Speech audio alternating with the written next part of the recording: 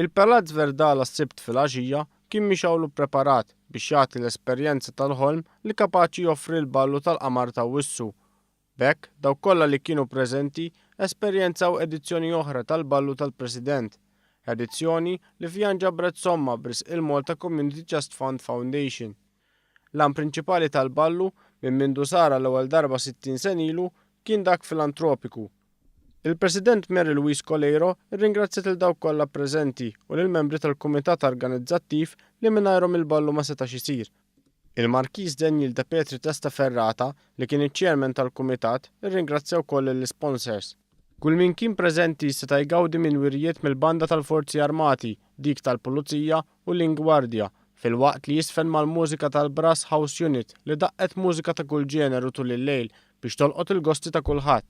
B'hekk, il-ballu issa witta triq għal aktar avvenimenti b'risq il-Malta Community Trust Fund għal din is-sena bil-qofol ikun l-għada tal-miliet fl-Istrina.